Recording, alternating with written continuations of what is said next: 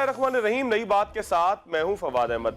नाज़रीन, वज़ीर-ए-आज़म पाकिस्तान मुतअद्दिद मरतबा ये फरमा चुके हैं कि पाकिस्तान में ज़रई पॉलिसी देने की वजह से, ज़रई इस्लाहात की वजह से पाकिस्तान का किसान खुशहाल हुआ है। पाकिस्तान के किसान ने गुज़िश्ता अदवार के मुकाबले में इस मरतबा ज़्यादा कमाई की है।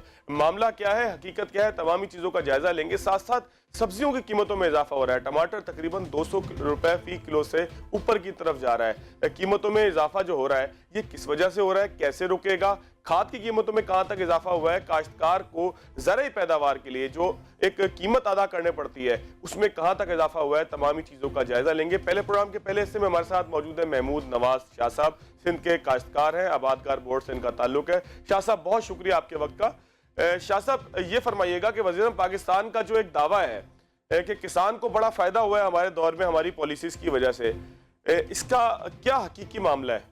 जी, सबसे पहली बात, अगर आप पिछला साल और ये साल थोड़ा एनालाइज कर लें तो देखें कि सिंध में पिछले साल 7 अजला आफत ज़दा करार दिए गए थे। हमने नहीं, वो सरकार ने खुद आफत ज़दा करार दिए गए थे और वहाँ पे किसी किस्म की सपोर्ट नहीं आई।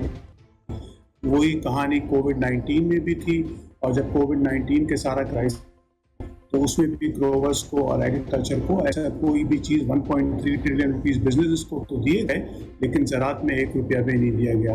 हाँ, ये बात दुरुस्त है कि कमोडिटी प्राइसेस पिछले साल 3 मेजर कमोडिटीज़, जिसमें धान की फसल है, जिसमें गन्ना है और उसमें जो गंदम की फसल है, इन तीनों की कीमतों में इजाफा हमें नज़र आया। लेकिन आप ये थोड़ा इसमें साथों साथ जो कॉस्ट ऑफ इनपुट्स है, अगर आप उसमें देखें तो तकरीबन कॉस्ट ऑफ इनपुट्स की प्राइसेस इस वक्त डबल हो गई हैं।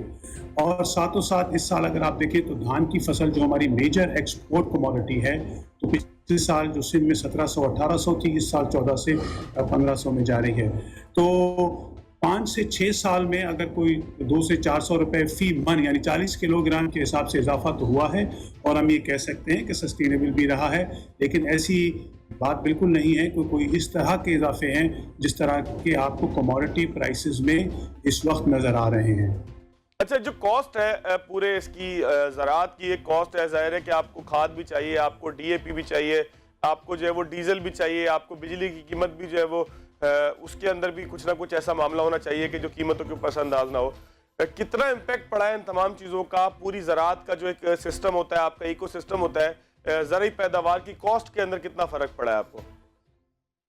देखें, ज़रई पैदावार में 2 चीज़ों का बहुत अहम अमल दखल है। सबसे पहली बात, अगर क्लाइमेट चेंज को आप मद्देनज़र रख लें तो वो दोनों सालों में इम्पैक्ट किया है। नंबर 2 इनपुट्स है, तो मैं आपको एक सिर्फ बता दूं कि जनवरी 2021 में अगर डीएपी की कीमत 4,500-5 हज़ार रुपये करीब थी, तो आज वो 8,000 रुपये की कीमत पे मिल रहा है। साथों साथ अगर यूरिया की कीमत, जिसको कह रहे हैं कि हम कम कीमत हैं, वो बात इनकी दुरुस्त है कि बैनुल-अक़वामी कीमतों से हमारे पास प्राइस यूरिया की कम है, लेकिन वो भी डीलर हजरात 1800 के बजाय 2200-2300 में उसी पर वो अवेलेबल करके दे रहे हैं। इस वक्त हमारे पास जो फर्टिलाइज़र है, तो इन सारी चीज़ों में तकरीबन 50 to 80% अगर ओवरऑल कॉस्ट ऑफ प्रोडक्शन में अगर आप डीजल और दूसरी चीज़ें कर लें, तो कॉस्ट ऑफ प्रोडक्शन में इतना इंक्रीज ज़रूर पिछले 6 से 8 महीने में आ चुका है। जी, अच्छा, एक चीज़ है शाह साहब, मैंने ना आपसे इसलिए पूछना ज़रूरी है कि ज़ाहिर है कि वो आम आदमी से मुताल्लिक है। पिछले साल आपने बताया था कि जो तमाम फसलें हैं जो खाने पीने से मुताल्लिक हैं, जिसमें अगर इब्तिदा में बात की जाए प्याज, आप जिस इलाके में वहाँ प्याज होता है, आलू और टमाटर की अगर बात की जाए, सब्जियों की बात की जाए, तो पिछले साल एक बहुत बड़ी वजह यह थी कि जी बारिश बहुत ज़्यादा हो गई है, जिससे फसलों को बहुत नुकसान पहुँचा है, और इस वजह से जो है वो चीज़ें महंगी हो गई हैं। अगर एक एक चीज़ का आप जायज़ा दें, चले मुझे 4 चीज़ों का जायज़ा देते हैं। एक तो सब्जियों में ख़ास तौर पर टमाटर, उसके बाद आपके पास जो नसरपुर का प्याज कह लें, आपके इलाके का प्याज, इसके बाद जो है वो आलू, और साथ साथ सबसे अहम चीज़ है गंदम। इन 4 चीज़ों की कीमतों में किस हद तक इजाफा हुआ है? इजाफे की वजह आखिर क्या है? डिमांड एंड सप्लाई का मामला है। टमाटर क्यों 240 रुपए 220 रुपए किलो मिल रहा है?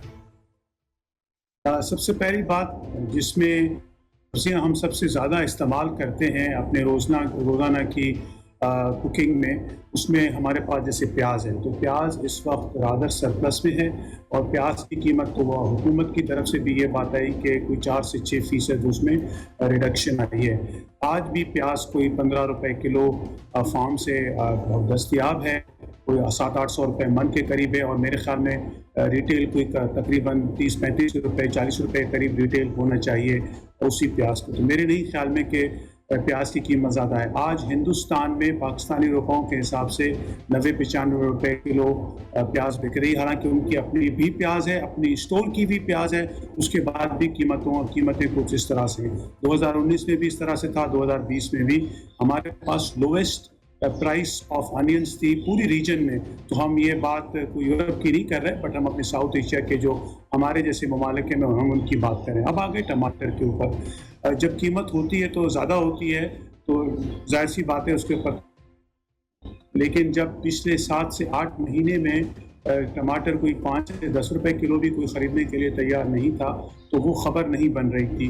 तो उसकी वजह से हुई है। एक तो इस सीज़न में वो इलाके जो टमाटर यूजुअली काश नहीं करते और प्राइसेस जब बहुत ज़्यादा लो हों तो वो फिर उन्होंने काश नहीं की है, 3 से 4 महीने की होती है और वो हमारे पास काश होती रहती है। तो यूजुअल इलाके जो काश करते हैं हमारे पास सिंध में और वो सप्लाई कर रहे होते हैं, जिसमें बदीन हो गया, कुछ इलाका मीरपुर खास का हो गया, उन्होंने ज़रूर काश की, लेकिन क्योंकि आपको पता है कि टेम्परेचर और क्लाइमेट चेंज की वजह से उनके पास बहुत ज़्यादा बीज और ज़मीन ख़राब हुई है। अनफॉर्चुनेटली वहाँ पे काश्तकार ये कहते हैं कि हमें बीज सही नहीं मिला। अभी रिसर्च एंड डेवलपमेंट का भी काम है कि हमारे पास इस तरह से बीज आएँ, ऐसी क्वालिटी वाले बीज आएँ कि जो शिकायत है वो दुरुस्त नहीं हो और प्रोडक्शन हमारे पास हो सके। तो एक तो ये 2-3 वजह हैं जिसकी वजह से हमारे पास टमाटर की जो प्रोडक्शन है उसमें बहुत ज़्यादा फ्लक्चुएशन आती है। लेकिन मैंने जो आज थोड़ी बात पूछी तो समझ में ये बात आ रही है कि अगले 1-2 महीने में इंशाल्लाह ताला टमाटर की प्राइसेस भी नीचे आ जाएंगी। साथों साथ जो चीज़ हमें इंपोर्ट मारती है, एक्सपोर्ट के ऊपर कदगन लग जाता है, वो हमें अफेक्ट करती है उसकी सस्टेनेबिलिटी को।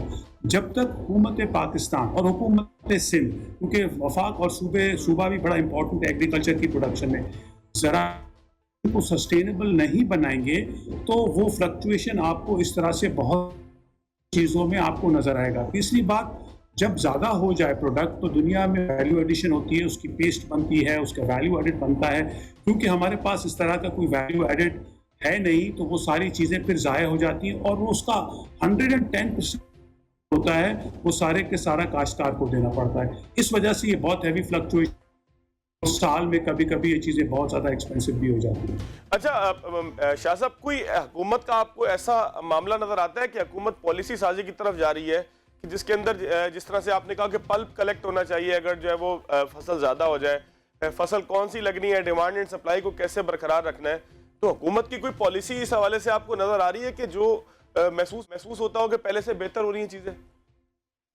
देखिए, आप बहुत बड़ा फुकदान नज़र आएगा। हमारे पास हमारा जो स्टेपल खाना है जिसको आटा और गंदुम है, देखिए हमने तो नहीं कहा, सरकार ने कहा कि 27.5 मिलियन टन गंदुम हमारे पास है। हमारी कंजम्पशन 26 मिलियन टन है। 15 लाख टन हमारे पास गंदुम में, फिर आपने इंपोर्ट भी की है। अब वो गंदुम काश्तकारों से 10 रुपये किलो और पंजाब में 35-40 रुपये किलो ख़रीदी गई। तो हमारा सवाल ये है कि ये कैसे हुआ कि 70 और 75 और 80 रुपये किलो आटा बिक रहा है। मैं जिस चीज़ की तरफ आपकी निशानदेही कर रहा हूँ वो ये है कि क्योंकि ये पॉलिसी का फुकदान है, उसी वजह से ये चीज़ें सारा इम्पैक्ट यहाँ लेना पड़ता है काश्तकार को, यहाँ पे फॉर्चुनेटली इम्पैक्ट लेना पड़ता है कंज्यूमर को। फिर साथों साथ आप ये देखें, हमारे पास स्टोरेजेस का बहुत बड़ा फुकदान है, उसके लिए कोई इस तरह की पॉलिसीज़, अगर हॉर्टिकल्चर की चीज़ें हों तो हम पहले भी बात कर चुके हैं, आपके पास अगर 13 मिलियन टन के फ्रूट एंड वेजिटेबल होते हैं तो 9 लाख टन से ज़्यादा आपके पास स्टोरेज की कैपेसिटी नहीं है। अगर सिंध सरकार गंदुम 14 लाख टन खरीदती तो 6 लाख टन गंदुम रखने से ज़्यादा उनके पास गुंजाइश नहीं है, और यहाँ से आप कराची से बाहर नॉर्दर्न बाईपास और आँख को 2 पैरों वाले चूहे खा जाते हैं। और फिर यहाँ पे आप देखें कि हमारे पास स्टोरेज कैपेसिटी जो अवेलेबल है उसको यूटिलाइज भी नहीं कर रहे प्रॉपरली। हम इन चीज़ों के ऊपर बहुत बात कर सकते हैं, लेकिन आपको ये चीज़ें नज़र आएंगी कि अनफॉर्चुनेटली जो चीज़ें हमारे पास वाफिर मिकदार में भी हैं, तो अगर हम उनके ऊपर पॉलिसी, स्टोरेज और उसके ऊपर प्रॉपर नहीं करते तो फिर आपको इस तरह के शॉक्स बहुत नज़र आएंगे। आखिरी बात मैं आपको कहूँ, उन वक्तों में जब बैनुल-अक़वामी बाज़ार बहुत तेज़ होती है, यानी आज भी गंदम की बाज़ार 3,000 रुपए मन से ज़्यादा की है, तो हुकूमत को चाहिए कि स्ट्रेटेजिक रिज़र्व अपने पास बढ़ाए 70-80 लाख टन से। ये सोच और एक गुजारिश है, और अगर वो उसको रखेंगे अपने पास तो वो फिर कंज्यूमर को अवेलेबल करके दे सकते हैं at a certain price. Market में चली जाती है तो यहाँ वो होर्ड हो जाती है, यहाँ वो फिर एक्सपोर्ट हो जाती है, यहाँ वो इलीगली मुल्क से बाहर चली जाती है। लेकिन आप देखें कि ये आपके सामने की बात है कि जो कुछ आटे और चीनी के साथ हो रहा है वो हमारे और आपके सामने ही बातें हैं। चले, बहुत बहुत शुक्रिया महमूद नवाज शाह साहब। यहाँ पे इस पार्ट का वक्त खत्म हो रहा है, लेकिन बात का इख्तिताम इसी बात से करेंगे कि इमरान खान साहब बार बार तकरीर करने के बजाय, हमें ज़राअत में इस्लाहात के मामलात बताने के बजाय, किसान को पहुंचने वाले फायदे के ऊपर तकरीर करने के बजाय जिन चीज़ों को बेहतर करने की ज़रूरत है उन चीज़ों के हवाले से महमूद नवाज शाह साहब ने तवज्जो दिलवाई है कि पाकिस्तान में प्रोसेसिंग फैक्ट्रीज मौजूद नहीं, पल्प निकालने की या फ्रूट को तवील अरसे तक महफूज रखने की या उसको कंटेनर में बंद करके आगे बाहर भेजने की या पाकिस्तान के अंदर गंदम को स्टोर करने की, फिर उसमें सूबाई हुकूमतें भी जिम्मेदार हैं, उसमें वफाकी हुकूमत भी जिम्मेदार है कि ये तमाम चीज़ें मौजूद नहीं। अगर इन तमाम चीज़ों को ही जो वो किसी तरीके से दस्तयाब कर लिया जाए तो सूरत हाल कंट्रोल में आ सकती है, निस्बतन बेहतर हो सकती है, और बेहतर और बेहतरीन तो उस वक्त होगी कि जब इसको जो है पॉलिसी को यकसर इम्प्लीमेंट किया जाएगा कि पाकिस्तान में ज़राअत के हवाले से कोई सोचे, रिसर्च करे, तमामी चीज़ों के ऊपर बात करे। अभी प्रोग्राम से एक ब्रेक लेते हैं, ब्रेक के बाद आएंगे तो यूरिया खाद की जो कीमतें हैं, खासतौर पर DAP की कीमत, इसके हवाले से किसान एहतजाज करता दिखाई देता है, बार बार ये कहता है कि ये इसकी कीमत भी ऐसे बढ़ती है कि जैसे पेट्रोल की कीमत हर महीने और 15 दिन के अंदर बढ़ती है। आखिर मामला क्या है, ब्रेक के बाद जानें।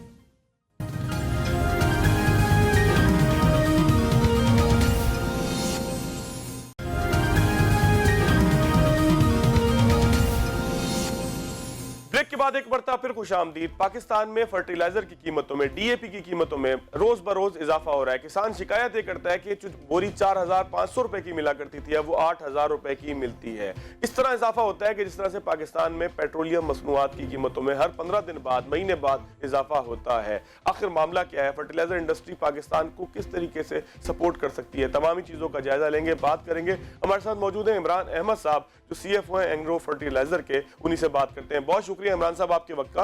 इमरान साहब, खाद की कीमतों में किसान ये शिकायत करता है कि जी हर महीने 2 महीने बाद इजाफा होता है, बड़ी तेजी से होता है, उसमें DAP भी शामिल है, यूरिया भी शामिल है। आखिर हकीकत क्या है, ये कंट्रोल कैसे हो सकता है?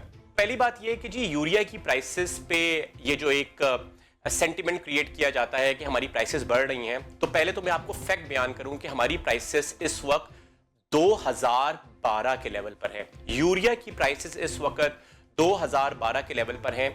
सो वाइल्स्ट इस मुल्क में बिकने वाली हर चीज महंगी हुई है, यूरिया महंगा नहीं हुआ है। और मेरे ख्याल ये वो वाहिद चीज होगी जो कि इस वक्त भी 2012 की इमरान साहब, आप डॉलर से उसको कंपेयर कर रहे हैं, डॉलर के रेट में बता रहे हैं कि ये पाकिस्तानी रुपीस के रेट में बता रहे हैं? मुझे लेवल आप किस तरह से बता रहे हैं 2012 से? रुपए के लेवल पे बता रहा हूं। आज 1768 रुपए का यूरिया बिक रहा है। मैं आपको डेटा भेज दूंगा। आप 2012 पे भी देखेंगे तो यूरिया का रेट उस वक्त भी 1700 के आसपास ही था। और आप ये देखेंगे जी यूरिया की प्राइस बढ़ी नहीं है, लेकिन बाकी सारी अजनास की प्राइस बढ़ गई है। तो अगर आप वीट की प्राइस देखें तो वीट की प्राइस तकरीबन डबल हो गई है। आप अगर फ्रूट की प्राइस देखें, वेजिटेबल की प्राइस देखें, सो जी ये जो प्राइस बढ़ी है अजनास की, वेजिटेबल्स की, फ्रूट्स की, उसमें यूरिया का कोई अमल दखल नहीं है, बिकॉज हम तो 2012 के लेवल पे बेच रहे हैं आज भी। लेकिन इमरान साहब, फिर भी सवाल पैदा होता है कि 2012 के लेवल में कैसे बेच रहे हैं? यहाँ पर तो पानी से लेकर जो है वो बिजली तक और बिजली से लेकर पेट्रोल तक कोई भी चीज 2012 के लेवल पे नहीं है, वो तो सिर्फ ख्वाब में नजर आती है। आप लोग कैसे कॉम्पीट कर रहे हैं सारे रेट को? फिर ये एक सवाल बन जाता है। जी बिल्कुल। और उसके लिए देखें, फर्टिलाइजर इंडस्ट्री एक बहुत जिम्मेदार इंडस्ट्री है और हमने हमेशा हमारे किसान और ज़राअत की फ़रोग़ के लिए इक़दाम किए हैं। आज अगर आप मुझसे पूछें तो मुझे ये यूरिया कितने में बेचनी चाहिए, अगर मैं फर्टिलाइजर इंडस्ट्री ना होता और मैं एक कोई भी मुल्क की इंडस्ट्री कैसे प्राइस डिटरमिन करती है। सो प्राइस किसी भी चीज की जो डिटरमिन होती है वो इंपोर्ट पैरिटी पर होती है। इंपोर्ट पैरिटी क्या है कि अगर मैं ये चीज इंपोर्ट करके बेचूं तो मैं कितने में बेच सकूंगा। सो आज अगर मैं यूरिया इंपोर्ट करके बेचूं तो मैं 10,000 रुपए से ऊपर की बोरी बेचूंगा। 10,000 से ऊपर की बोरी, जबकि आज मैं जो बेच रहा हूं वो सिर्फ 1768 रुपए की बेच रहा हूं। इस तरह से मैं 8,500 रुपए कम बेच रहा हूं। तो इसेंशियली आप समझ लें कि एक चीज जो कि 5 रुपए में बेचनी चाहिए थी वो 1 रुपए में बेच रहा हूं। कैसे कंट्रोल कैसे कर रहे हैं अपने मुनाफे? देखें ना, आप एक प्राइवेट कंपनी है, आप स्टेट ओन कंपनी नहीं है कि जिसको कोई ऐसी सब्सिडी मिल जाती हो या हुकूमत कोई उसमें इंजेक्ट करती हो पैसे सब्सिडी के नाम पे या कुछ ऐसा काम करते हो।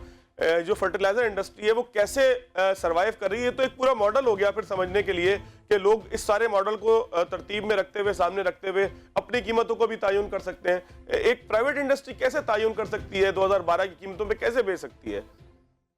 देखिए जी, इसके पीछे मैं एक दो बातें आपसे कहूंगा। पहली बात तो यह है कि हम एक बहुत जिम्मेदार इंडस्ट्री है। अगर मैं प्रॉफिटियरिंग करने पर आऊं तो और मैं 10,000 रुपए के आसपास की बोरी बेचूं तो फर्टिलाइजर पॉलिसी 2001 ये इजाजत देती है। वो ये कहती है कि प्राइसेस का जो तय्युन है वो मार्केट फोर्सेस करे। तो मैं अगर बेचना चाहूं तो मैं बेच सकता हूं, मगर एज अ जिम्मेदार इंडस्ट्री ये जानते हुए कि हम ज़राअत के फ़रोग में एक अहम किरदार अदा करते हैं और ज़राअत पाकिस्तान के लिए एक अहम सनत है या एक अहम शोबा है, हम इंश्योर करते हैं कि हम कीमतों में ज़्यादा इजाफा ना करें। और इस वक्त जो हमारी जो प्राइसेस लो हैं उसके पीछे क्रेडिट करंट हुकूमत को भी जाता है। बिकॉज जब GIDC उन्होंने 1-1.5 साल पहले कम किया तो उस वक्त उन्होंने हमसे एग्री किया कि जब वो GIDC कम करेंगे तो हम अपनी यूरिया की प्राइस कम करेंगे। और मुल्क की तारीख में पहली बार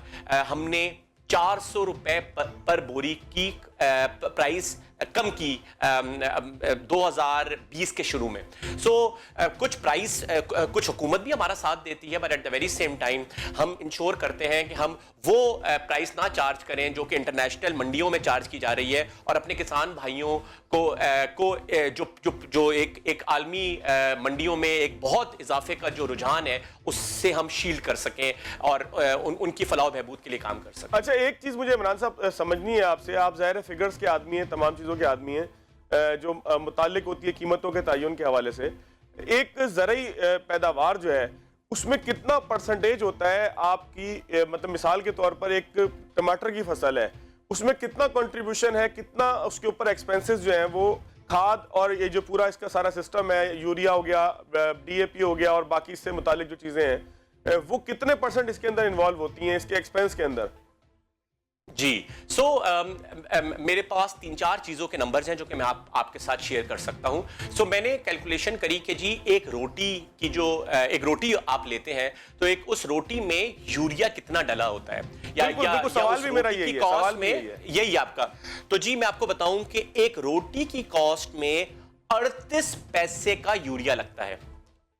एक चीनी के 1 किलो चीनी में 30 पैसे का यूरिया लगता है सिर्फ। और मेरे पास पूरी लिस्ट है, बल्कि मैं आपके साथ 2-4 और भी शेयर कर देता हूं। लेट्स से एक टमाटर के 1 किलो आलू के अंदर 60 पैसे का यूरिया लगता है, 1 किलो टमाटर के अंदर 70 पैसे का यूरिया लगता है। और मैं आपको बताऊं कि जी ये कहा जाता है कि जी यूरिया की प्राइस हम कभी कभार 40-50 रुपए से बढ़ा देते हैं तो कहा जाता है कि जी ये किसानों के लिए बड़ा जुल्म हो गया। तो ये समझना बहुत जरूरी है कि हमारे 50 रुपए अगर यूरिया की कॉस्ट बढ़ती है या यूरिया की प्राइस 50 रुपए से बढ़ती है तो रोटी पे उसका कितना इंपैक्ट है? सिर्फ 1 पैसे का। 50 रुपए से मैंने यूरिया की बोरी की प्राइस बढ़ाई, रोटी पे उसका इंपैक्ट 1 पैसे का है। और मैंने आपके साथ नंबर शेयर कर लिए कि जी यूरिया एक बहुत छोटी कॉस्ट होती है जो कि इवेंचुअल अजनास या फ्रूट और वेजिटेबल्स में है। एक और बड़ा इंपॉर्टेंट फैक्ट मैं आपसे बताना चाहूंगा, कीमत का 2-2.5% होता है इसका मतलब। तो जी बिल्कुल। तो एक किसान जो कई खर्चे करता है जिसको हम कहते हैं शेयर ऑफ वॉलेट, यानी उसके जो पैसे वो खर्च करता है कहां खर्च करता है। यूरिया की मद में वो सिर्फ 2.6% खर्च करता है। अगर वो 100 रुपए खर्च कर रहा है तो यूरिया खरीदने के लिए सिर्फ 2.6% खर्च करता है। ये फैक्ट्स हैं, इसके पीछे वर्किंग हुई हुई है जो कि मैं आपसे शेयर भी कर सकता हूं। ये एक जो सोचा जाता है कि यूरिया की कीमत बढ़ गई या यूरिया की वजह से महंगाई हो रही है, जी ये मफरूजा है, इस मफरूजे में कोई हकीकत नहीं है। बिल्कुल ठीक है। अच्छा इमरान साहब ये बताइएगा कि आप लोग किस तरह से हुकूमत को सपोर्ट कर सकते हैं, क्योंकि मौजूदा हुकूमत ये चाहती है अगर चाहे ना चाहे ये एक अलग बात है, लेकिन बार बार ये कहती है कि हम इस्लाहात करना चाहते हैं, ज़रूरी शोबे में इनकलाब लाना चाहते हैं, ज़राअत को खड़ा करना चाहते हैं। ये इमरान खान साहब खुद बार बार कहते हैं। उनका कह देना भी किसका मतलब ये कि कुछ ना कुछ काम वो करना चाहते हैं, होता है नहीं होता अलग बात है। आपकी इंडस्ट्री क्या सपोर्ट कर सकती है, फर्टिलाइजर इंडस्ट्री? देखिए जी, सबसे पहले तो मैं इस हुकूमत को क्रेडिट देता हूं कि इन्होंने एग्रीकल्चर के लिए बहुत काम किया। जैसे मैंने आपको बताया कि आज से कोई 1-1.5 साल पहले इन्होंने जीआईडीसी रिड्यूस किया, और जीआईडीसी सबके लिए रिड्यूस किया, मगर हम हमारे साथ डायलॉग करके उन्होंने कहा कि जी आप 400 रुपए से यूरिया की पर बैग प्राइस गिराएं। सो ये इसी हुकूमत के अंडर हुआ है, रिकॉर्ड काम हुआ है जो कि पहले कभी नहीं हुआ।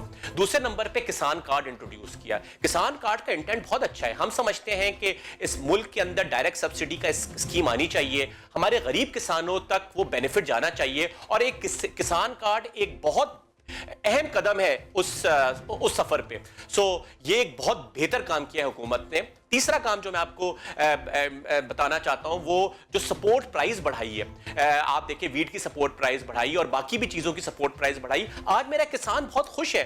हम किसानों से बात करते हैं, किसान कहता है कि यार पहले मैं इतना कमाया करता था, आज माशाल्लाह उसकी जो कमाई है अपनी लैंड से, माशाल्लाह वो बहुत ज्यादा बेहतर हो गई है। और इस गवर्नमेंट को काफी क्रेडिट जाता है कि जो इसने काम किया। हम गवर्नमेंट के साथ काम करते हैं, और ये बात बातें हमारे यहाँ लोगों को नहीं पता कि हम क्योंकि हम यूरिया बनाते हैं तो इसकी वजह से इंपोर्ट नहीं होती। तो इस साल तकरीबन मैं $3 बिलियन, $3 अरब की इंपोर्ट सब्स्टिट्यूशन प्रोवाइड करूंगा। अगर हम ना होते तो मुल्क में $3 अरब का यूरिया इंपोर्ट हो रहा होता। साथ में इस वक्त आप भी देखते होंगे, और खबरों में आता है कि जी आलमी मंडियों में हर चीज की कीमत बढ़ी हुई है, यूरिया की कीमत बहुत बढ़ गई है। इस वक्त तकरीबन $1000 तक यूरिया पहुंच गया है।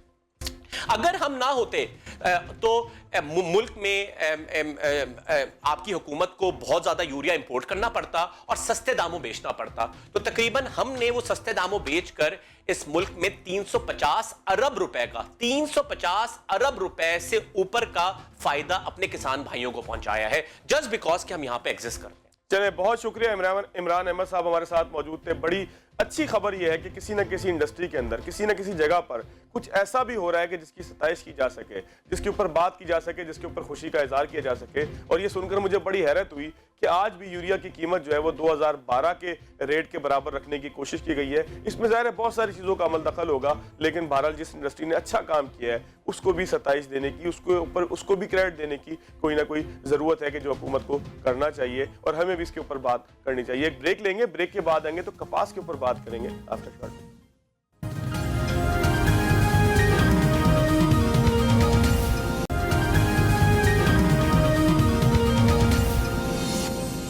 ब्रेक के बाद एक बार फिर खुशामदीद। एक जमाना था पाकिस्तान में कपास का बड़ा चर्चा था, पाकिस्तान की कपास का बड़ा चर्चा था, पाकिस्तान में कपास की पैदावार रिकॉर्ड तोड़ा करती थी। लेकिन अब सूरत हाल बदल गई, हालात बदल गए, और साथ साथ कपास की पैदावार इस कदर कम हो गई कि काश्तकार कपास लगाने पर तैयार नहीं है। आखिर मामला क्या है, हकीकत क्या है, जानने के लिए हमारे साथ मौजूद है डॉक्टर कासिम सिद्दीकी साहब। बलूचिस्तान से इनका ताल्लुक है, कोयटा से हमें ज्वाइन किया है। बहुत शुक्रिया डॉक्टर साहब आपके वक्त का, कॉटन एक्सपर्ट हैं आप। डॉक्टर साहब, सूरत हाल है क्या? आखिर कपास का बड़ा एक चर्चा हुआ करता था, लेकिन अब हम देखते हैं कि कपास काश्तकार लगाना नहीं चाहता, जो टेक्सटाइल वाला है वो खरीदना नहीं चाहता पाकिस्तानी कपास। आखिर इतना इन्हितात क्यों है पाकिस्तान की कॉटन इंडस्ट्री पे? बिल्कुल आपने दुरुस्त फरमाया, कॉटन पाकिस्तान की स्ट्रेंथ रही है और कॉटन पाकिस्तान की स्ट्रेंथ है। बल्कि अगर यूँ कहा जाए कि कॉटन के बगैर पाकिस्तान की मईशत और सोशो इकनॉमिक तरक्की नामुमकिन है, तो ये बात बिल्कुल दुरुस्त होगी। और जहाँ तक बात है कॉटन की गिरती हुई पैदावार की, उसकी कई वजह हैं। उसकी सबसे बड़ी वजह इस वक्त ये है कि हमारे पास जो है वो क्लाइमेट चेंज जिस तरीके से पूरी दुनिया को इफ़ेक्ट कर रहा है, हमारे यहाँ भी उसको बड़ा बुरी तरीके से कॉटन की पैदावार को इफ़ेक्ट किया है। लेकिन इसके साथ साथ जो मेजर्स हमें लेने चाहिए थे उस कॉटन की क्लाइमेट चेंज को एड्रेस करने के लिए, वो हमने और ख़ास तौर पे गवर्नमेंट ऑफ पाकिस्तान ने नहीं लिए। हाई टेम्परेचर बहुत सारे रीजन्स में जो है वो बढ़ चुका है, और हमें ऐसे बीज की ज़रूरत है जो बीज जो है वो उस हाई टेम्परेचर पे और मुख्तलिफ़ किस्म के जो जितना किस्म के इसके ऊपर बीमारियाँ इफ़ेक्ट करती हैं, उसको एड्रेस करने के लिए जो बीज हमें चाहिए, ना गवर्नमेंट ने उस बीज को अरेंज किया है, ना उसके ऊपर रिसर्च हुई है, और इसी तरीके से बहुत सारे फैक्टर्स हैं जिनने मिलकर हमें इस हद तक पहुंचा दिया। अच्छा कासिम साहब, सूरत है क्या इस वक्त हमारी, जब लोगों से बात होती है टेक्सटाइल के लोगों से, तो उनकी ख्वाहिश ये होती है कि पाकिस्तान में हम कॉटन बाहर से मंगवा लें। वो कहते हैं कॉटन हमें बाहर से मंगवाना सस्ती पड़ती है, क्वालिटी उसकी अच्छी होती है। यहाँ जो जिनर्स हैं वो कहते हैं कि जी बाहर से मंगवाने को खत्म करें, खुद ही लोग लगाना शुरू कर देंगे, क्योंकि काश्तकार को कीमत नहीं मिलती, लोग बाहर से मंगवाने में ज्यादा खुश होते हैं। तो आखिर सूरत है क्या? मैं आपको फवाद ये बताता चलूँ कि पाकिस्तान जो है वो पाकिस्तान की जो 400 स्पिनिंग मिलें हैं उनकी डिमांड इस वक्त जो है वो तकरीबन जो है वो तकरीबन 15 मिलियन बेल्स की डिमांड है, यानी कैपेसिटी कह लें या डिमांड कह लें। हमारा पूरा टेक्सटाइल सेक्टर जो कि स्पिनिंग से शुरू होता है वो उसको जो है वो 15 मिलियन बेल्स चाहिए। और हमारी जो प्रोडक्शन है, हमारी इंडिजिनस प्रोडक्शन है कॉटन की, वो इस वक्त 10 मिलियन बेल्स पे है। इस साल के मुताबिक हमने 2014-15 में 15 मिलियन बेल्स को 14.5 मिलियन बेल्स को टच किया है, लेकिन इस वक्त करंटली इस साल जो है वो हमारी 10 मिलियन बेल्स रहने का एक्सपेक्टेशन है। अब ऑलरेडी 5 मिलियन बेल्स का गैप मौजूद है। ऑफ कोर्स हमें एक्सपोर्ट करना पड़ेगा, हमें इंपोर्ट करनी पड़ेगी कॉटन, और हमें अपनी टेक्सटाइल सेक्टर को फीड करने के लिए। मैं यहाँ से ये बताता चलूँ कि पाकिस्तान जो है वो अनफॉर्चुनेटली जो है वो पहले चौथे नंबर पे होता था कॉटन प्रोड्यूसिंग कंट्रीज़ में, और इस वक्त हम लोग 5वें नंबर पे स्लिप कर चुके हैं। ब्राज़ील ने हमें जो है वो पीछे कर दिया है। पहले नंबर पे इंडिया इस वक्त है, दूसरे नंबर पे चाइना है, उसके बाद जो है वो यूएसए है, और चौथे नंबर पे ब्राज़ील, और हम 5वें नंबर पे कॉटन प्रोड्यूसिंग कंट्री है। अब जहाँ तक बात यह है कि पाकिस्तान ये कहना कि हमें हर हाल में कॉटन इंपोर्ट करनी है, ये बिल्कुल दुरुस्त नहीं है। हमारी स्ट्रेंथ हमारी अपनी कॉटन है। एक और बात मैं बताता चलूँ कि पाकिस्तानी कॉटन जो है वो मीडियम क्वालिटी की कॉटन है, it's not high quality fine cotton. So हमें कुछ हाई एंड के एक्सपोर्ट प्रोडक्ट्स बनाने के लिए हमेशा हाई क्वालिटी की यूएसए की कॉटन या ऑस्ट्रेलियन कॉटन की ज़रूरत रहेगी, लेकिन वो इतनी बड़ी तादाद नहीं है। हमारी बेस यही हमारी इंटरनल कॉटन है। तकरीबन 7% जो है वो सस्ती है हमारी कॉटन बनिस्बत जब हम इंपोर्ट करते हैं।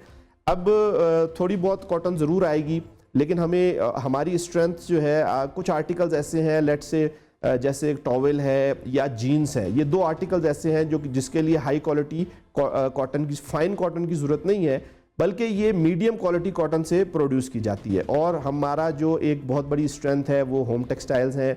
हमारी बहुत बड़ी एक्सपोर्ट होम टेक्सटाइल्स है, जिसके अंदर जो है वो बेडशीट्स के अलावा जो है हमारी टॉवेल्स हैं, इसी तरह जीन्स है। तो इन दोनों आर्टिकल्स के लिए हमें मीडियम क्वालिटी चाहिए, पाकिस्तानी क्वालिटी चाहिए, और हमें इस वक्त ज़रूरत है कि हम अपनी प्रोडक्शन को वापस रिवाइव करें और किसान को हम इतने इंसेंटिव्स दें कि ये जो कॉटन का टारगेट है कम से कम 15 मिलियन बेल्स का, ये हम वापस अचीव कर सकें। लेकिन कॉटन के क्वालिटी की आपने बात की कि पाकिस्तानी कॉटन क्वालिटी जो है वो मीडियम टाइप है, यानी कि बी क्वालिटी है। तो क्या पाकिस्तान में इस बात की भी जरूरत है कि हम आला क्वालिटी की तरफ जाएं, इसको बेहतर करें सारे सिस्टम को, कि हमारी कॉटन की जो पैदावार है वो अच्छी कॉटन की हो, जिसके अंदर से हमें जो है वो कॉटन भी ज्यादा मिल सके उस पुट्टी के अंदर से?